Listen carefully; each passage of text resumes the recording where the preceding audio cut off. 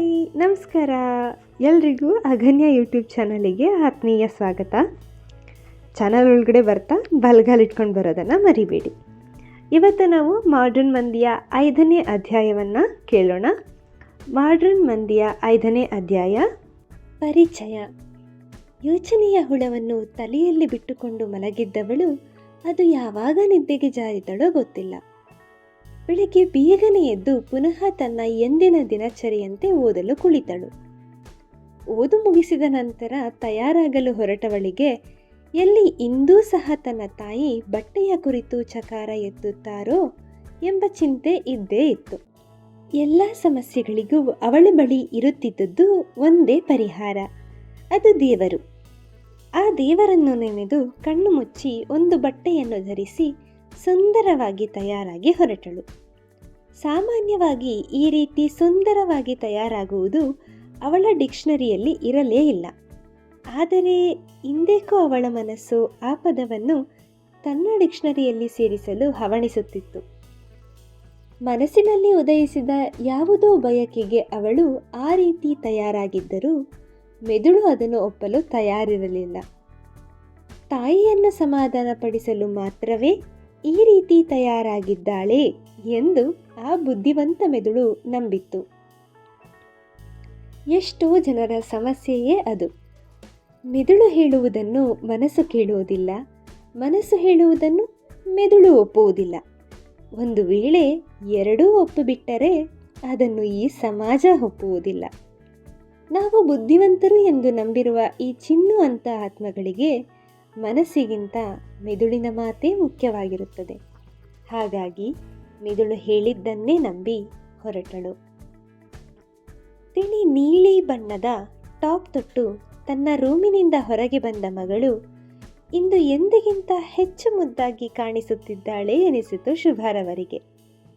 ರೇಷ್ಮೆಯಂಥ ನುಣುಪು ಕೂದಲು, ಗುಲಾಬಿಯ ರಂಗನ್ನೇ ನಾಚಿಸುವಂಥ ಕೆಂಪು ತುಟಿಗಳು, ಆ ನೀಳ ಹಸ್ತ, ಎಲ್ಲಕ್ಕೂ ಮಿಗಿಲಾಗಿ ಆ ಮುಗ್ಧತೆ ತುಂಬಿದ ಕಣ್ಣುಗಳು ಅವಳ ಅಂದವನ್ನು ಇಮ್ಮಡಿಗೊಳಿಸುತ್ತಿತ್ತು.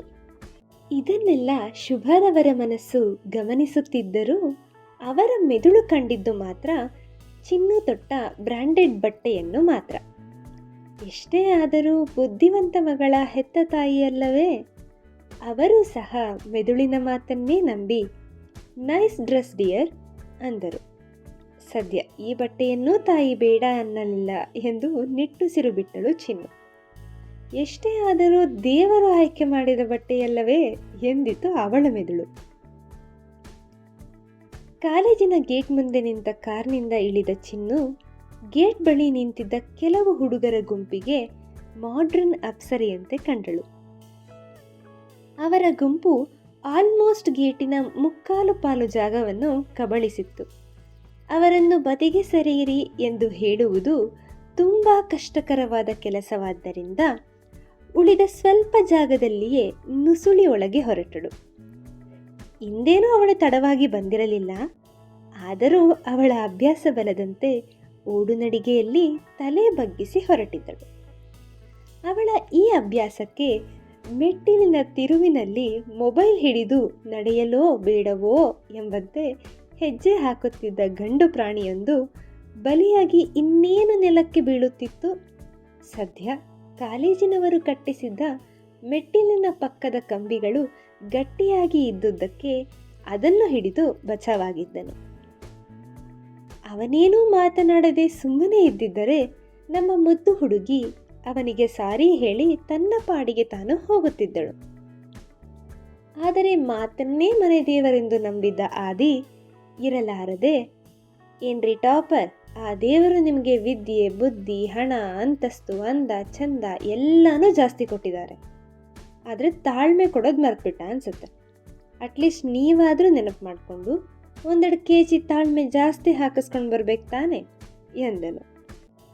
ಗಾಬರಿಯಲ್ಲಿದ್ದವಳ ಮುಖ ಒಮ್ಮೆಲೆ ಕೆಂಪೇರಿ, ಅಲ್ಲ ರೀ, ನೀವು ನೆಟ್ಟಗೆ ನೆಲ ನಡ್ಕೊಂಡು ಓಡಾಡಬೇಕು ತಾನೆ, ಅದು ಬಿಟ್ಟು ಮೊಬೈಲ್ ನೋಡ್ಕೊಂಡು ಓಡಾಡಿದ್ರೆ ಇನ್ನೇನಾಗುತ್ತೆ? ಅದು ಅಲ್ಲದೆ ಒಂದೊಂದೇ ಹೆಜ್ಜೆ ಇಟ್ಟು ಹೆಜ್ಜೆ ನಮಸ್ಕಾರ ಮಾಡೋದಿದ್ರೆ ದೇವಸ್ಥಾನಕ್ಕೆ ಹೋಗಬೇಕಿತ್ತು, ಕಾಲೇಜಿಗೆ ಯಾಕೆ ಬರಬೇಕಿತ್ತು ಎಂದಳು.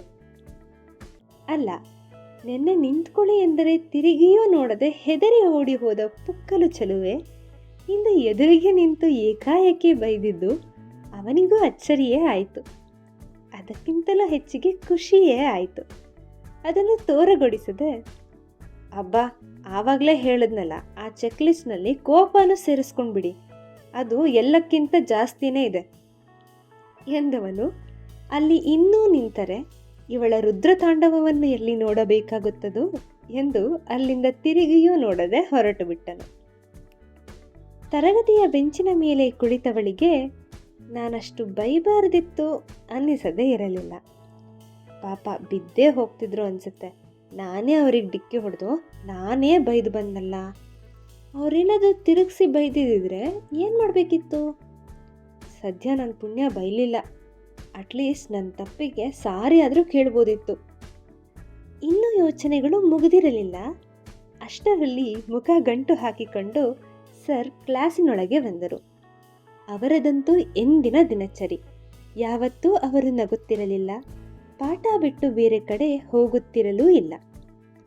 ಬಹುಶಃ ಈ ಶಿಕ್ಷಣ ಪದ್ಧತಿಗೆ ಅವರು ಒಗ್ಗಿ ಹೋಗಿ ಬಹಳ ವರ್ಷಗಳಾಗಿತ್ತು.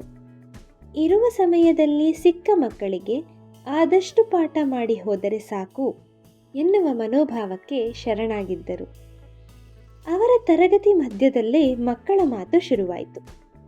ನಮ್ಮ ಚಿನ್ನು ಪಕ್ಕದಲ್ಲಿ ಕುಳಿತ ಇಬ್ಬರು ಹುಡುಗಿಯರು ತಮ್ಮಷ್ಟಕ್ಕೆ ತಾವು ಮಾತನಾಡಿಕೊಳ್ಳುತ್ತಿದ್ದರು. ಅಲ್ಲ, ಈ ಅಪ್ಪ ಹರಳೆಣ್ಣೆ ಕುಡ್ಕೊಂಡು ಕಾಲೇಜಿಗೆ ಬರ್ತಾನೆ ಅನ್ಸುತ್ತೆ. ಒಳ್ಳೆ ತಲೆನೋವು. ನನಗಂತೂ ಇವನು ಹೇಳೋದು ಒಂದು ಅರ್ಥನೇ ಆಗಲ್ಲ ಎಂದಳು ಮೇಘ. ಅವಳ ಪಕ್ಕ ಕುಳಿತ ಹೇಮ, ಅಯ್ಯೋ ಅರ್ಥ ಆಗೋದು ಬಿಡೆ, ನಂಗಂತೂ ಅವನ ಮುಖ ನೋಡೋಕ್ಕೆ ಆಗಲ್ಲ, ಇನ್ನು ಅವನು ಹೇಳಿದ್ದಂತೂ ನಾನು ಕೇಳೋದೇ ಇಲ್ಲ ಎಂದಳು. ತಾವು ಇಷ್ಟು ಕಷ್ಟಪಟ್ಟು ಪಾಠ ಮಾಡುತ್ತಿರುವಾಗ ಮಕ್ಕಳು ತಮ್ಮ ತಮ್ಮಲ್ಲೇ ಮಾತನಾಡಿಕೊಳ್ಳುತ್ತಿರುವುದು ಅವರ ಪ್ರತಿಷ್ಠೆಗೆ ಶೋಭೆ ತರುವುದಿಲ್ಲ ಎಂಬುದನ್ನು ಮನಗಂಡ sir, hey you stand up ಎಂದರು. ತಲೆ ತಗ್ಗಿಸಿ ಬರೆಯುತ್ತಿದ್ದವಳಿಗೆ ತಲೆ ಎತ್ತಿದ ತಕ್ಷಣ ಒಂದು ಕ್ಷಣ ಎದೆ ಜಲ್ಲೆನಿಸಿತು. ಅವರ ಬೆರಳು ತನ್ನೆಡೆಗೆ ಏಕೆ ತೋರುತ್ತಿದೆ ಎಂದು ಯೋಚಿಸುವಷ್ಟರಲ್ಲಿ ಪಕ್ಕದಲ್ಲಿ ಕುಳಿತಿದ್ದ ಮೇಘನ ಎದ್ದು ನಿಂತಳು. ಬೋರ್ಡ್ ಕಡೆ ಮುಖ ಮಾಡಿ ಬರೆಯುತ್ತಿದ್ದ ಸರ್ಗೆ ಹಿಂದೆ ಯಾರೋ ಮಾತನಾಡುತ್ತಿದ್ದಾರೆ ಎಂಬುದು ತಿಳಿದಿತ್ತೇ ಹೊರತು ಅದು ಯಾರು ಎಂಬುದು ಗೊತ್ತಾಗಿರಲಿಲ್ಲ. ಹಾಗಾಗಿ ಅವರು ಚಿನ್ನುವಿನ ಕಡೆ ಬೆರಳು ಮಾಡಿದ್ದರು. ಆದರೆ ಮಾತನಾಡಿದ್ದು ತಾನು ಎಂದು ತಿಳಿದಿದ್ದ ಮೇಘನ ಅವಳಾಗೇ ಎದ್ದು ನಿಂತಳು. ಮೊದಲಿಗೆ ಅವಳ ಈ ಪ್ರಾಮಾಣಿಕತೆ ಚಿನ್ನುವಿಗೆ ಬಹಳವಾಗಿ ಇಷ್ಟವಾಯಿತು. ಅಷ್ಟು ಮಾತ್ರವಲ್ಲದೆ ಎದ್ದು ನಿಲ್ಲಲೂ ಧೈರ್ಯವಿಲ್ಲದ ತನ್ನನ್ನು ನಿಲ್ಲಿಸಿದ್ದರೆ ತಲೆ ಸುತ್ತು ಬಂದು ಬೀಳುವುದೊಂದೇ ಬಾಕಿ ಇತ್ತು ಎಂಬುದು ಅವಳಿಗೂ ತಿಳಿದಿತ್ತು. ಹಾಗಾಗಿ ತನ್ನನ್ನು ಬೀಳುವುದರಿಂದ ಬಚಾವ್ ಮಾಡಿದ ಮೇಘನಾಳ ಕೃತಜ್ಞತೆಯ ಹೊರೆ ತನ್ನ ಹೆಗಲಿನ ಮೇಲಿದೆ ಎಂದು ಭಾವಿಸಿದಳು. ಹಾಗಾಗಿ ಸರ್ ಕೇಳಿದ ಪ್ರಶ್ನೆಗೆ ಉತ್ತರವನ್ನು ತನ್ನ ಪುಸ್ತಕದ ಮೇಲೆ ಬರೆದು ಗೆಳತಿಗೆ ತಿಳಿಸಿದಳು. ಮಾತನಾಡುತ್ತಾ ಕುಳಿತಿದ್ದಾಳೆ ಎಂದು ಕೋಪದಲ್ಲಿ ನಿಲ್ಲಿಸಿದ ಹುಡುಗಿ ತಾನು ಕೇಳಿದ ಕ್ಲಿಷ್ಟಕರವಾದ ಪ್ರಶ್ನೆಗೆ ಕ್ಷಣ ಮಾತ್ರದಲ್ಲಿ ಸರಿಯಾದ ಉತ್ತರ ಕೊಟ್ಟಿದ್ದು ಅವರಿಗೆ ಸಂತೋಷಕ್ಕಿಂತ ಹೆಚ್ಚಿನದಾಗಿ ತೇಜೋವಧೆ ಆದಂತೆ ಅನಿಸಿತು.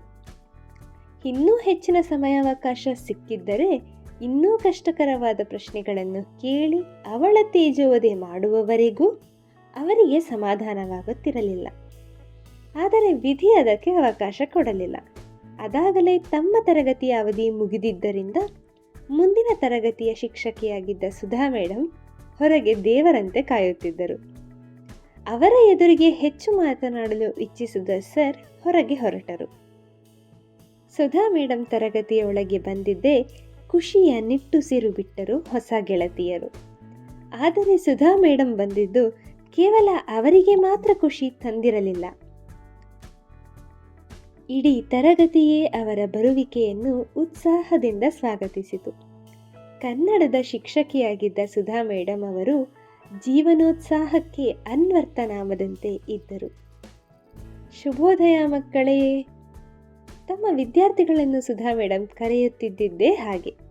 ಅವರು ಬರಿಯ ಬಾಯಿ ಮಾತಿಗೆ ಮಕ್ಕಳೇ ಎಂದು ಕರೆಯುತ್ತಿರಲಿಲ್ಲ. ಅವರು ಎಲ್ಲರನ್ನೂ ತಮ್ಮ ಮಕ್ಕಳಂತೆ ಭಾವಿಸುತ್ತಿದ್ದರು. ಹಾಗೆಂದು ಅವರು ವೃದ್ಧಾಪ್ಯದಲ್ಲೇ ಇದ್ದರು ಎಂದು ಅರ್ಥವಲ್ಲ. ಸ್ವಲ್ಪ ವರ್ಷಗಳ ಹಿಂದಷ್ಟೇ ತಮ್ಮ ಯೌವನದ ಜೀವನವನ್ನು ಮುಗಿಸಿದ್ದರು. ಆ ತರಗತಿಯ ವಿಷಯದ ಕುರಿತು ವಿವರಣೆ ಮುಗಿದ ನಂತರ ಮಕ್ಕಳ ಮನಸ್ಸಿಗೆ ಖುಷಿ ಕೊಡುವ ವಿಚಾರವೊಂದರ ಕುರಿತು ಮಾತು ಶುರು ಮಾಡಿದರು. ಅದು ಮಾರನೇ ದಿನ ನಡೆಯಲಿರುವ ಫ್ರೆಷರ್ಸ್ ಡೇ ಕುರಿತಾಗಿತ್ತು. ಆಗ ತಾನೇ ಕಾಲೇಜಿಗೆ ಕಾಲಿಟ್ಟ ಎಳೆಯ ಮನಸ್ಸುಗಳಿಗೆ ಕಾಲೇಜಿನ ಕುರಿತಾದ ಕೆಲವೊಂದು ನಿಯಮಗಳನ್ನು ಪರಿಚಯಿಸಲು, ಅದಕ್ಕಿಂತಲೂ ಹೆಚ್ಚಾಗಿ ಕಾಲೇಜಿನಲ್ಲಿರುವ ಮಕ್ಕಳನ್ನು ಪರಸ್ಪರ ಒಬ್ಬರಿಗೊಬ್ಬರು ಪರಿಚಯಿಸುವ ಉದ್ದೇಶದಿಂದ ಎಲ್ಲ ಕಾಲೇಜುಗಳಂತೆ ಇಲ್ಲೂ ಸಹ ಒಂದು ಕಾರ್ಯಕ್ರಮವನ್ನು ಏರ್ಪಡಿಸಿದ್ದರು. ಅದರ ಮುಂದಾಳತ್ವವನ್ನು ವಹಿಸಿದ್ದವರು ಇವರ ನೆಚ್ಚಿನ ಸುಧಾ ಮೇಡಮ್.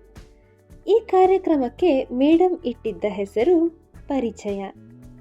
ಮಾರನೇ ದಿನ ಯಾವ ಸಮಯಕ್ಕೆ ಕಾರ್ಯಕ್ರಮ ಶುರು ಎಂಬ ಮಾಹಿತಿಯಿಂದ ಹಿಡಿದು ಕಾರ್ಯಕ್ರಮ ಮುಗಿಯುವವರೆಗಿನ ಕೆಲವು ಮುಖ್ಯ ಮಾಹಿತಿಯನ್ನು ಮಾತ್ರವೇ ಹೇಳಿ ತರಗತಿಯಿಂದ ಹೊರಟರು.